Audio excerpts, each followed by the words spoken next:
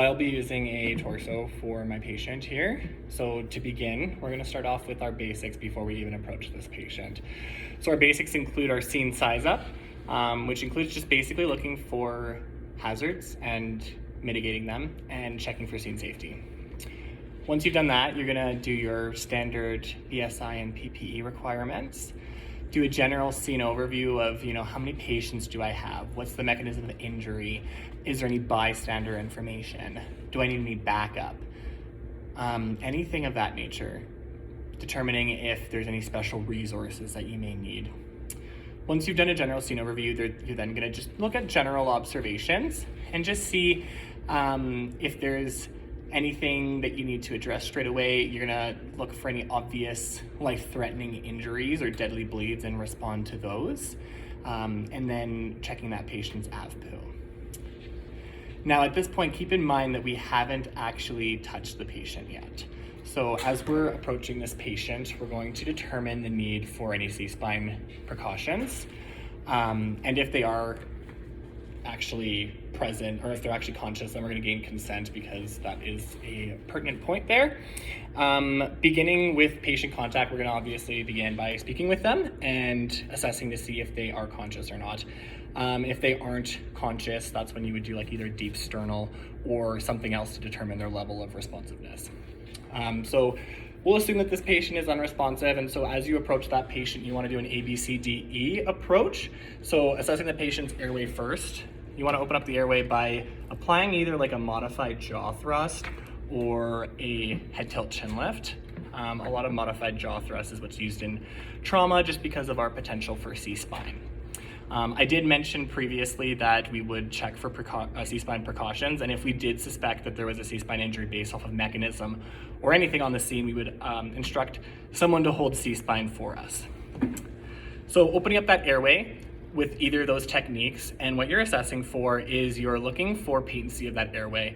Do I need to suction? If I hear any adventitious sounds, we're going to suction appropriately. If I see any obstructions like teeth or excessive amounts of blood, we can just simply and safely roll the patient to the side if needed, if there's a lot of gunk in there, and then suction appropriately. So once we've ensured that our airway is good, we would then move down into our breathing. So we're going to assess that patient's breathing, and we're really going to get a really good look at the patient's chest for symmetrical chest expansion, and we're going to try and get a rate, rhythm, and depth. So we're evaluating that person's breathing, we're watching it, we're then going to actually give a quick little listen with our tubes, and we're going to auscultate in our 4 locations to check for airflow. If we do see any signs of a tension pneumothorax, this would be where we would see it, and this would also be where we would respond appropriately, since a tension pneumo is a life-threatening emergency. Once breathing has been checked, we're then going to check for our circulation. So with our circulation, we're just going to check a radial and a carotid pulse, looking for rate, rhythm, and regularity. As well with our circulation check, doing a very brief inspection of their skin, looking for the condition of the skin. And then we're also going to do a rapid wet check at this point and check our gloves to make sure that there is no hemorrhaging or anything that we might have missed. Once we've done ABC, we're at this point going to make a transport decision. So here, how we do it here in Canada is anybody with a altered level of consciousness or ABC complications, bilateral femur fractures, or any significant multi-system trauma, we are going to do a load and go. If they don't meet that criteria, it would be a stay and stabilize, but this patient will say does meet that criteria of load and go. Briefly, we're going to look at the disability, so checking our pupils.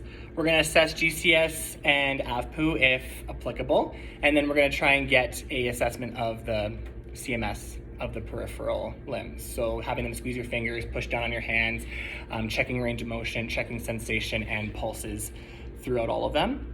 Once we've checked over the patient for any disabilities, we're then going to expose the patient. So remove all the clothes, completely expose him, and look for any life-threatening complications, anything that's going to be like an obvious injury, or anything that needs immediate intervention. So things would include a bleed that we were unaware of, potentially an evisceration, things of that nature. After we've done our ABCDE, we just followed up with, again, this is really dependent on whether you do it on scene or just once you get in the back of the truck, is vital signs and an ample history. This really depends on time and resources. Sometimes you just need to get the patient in the back of the truck and on the way to the hospital. Other times you might have an abundance of staff on scene and you might be able to delegate vital signs specifically to somebody and also delegate getting a sample history from bystanders or the patient.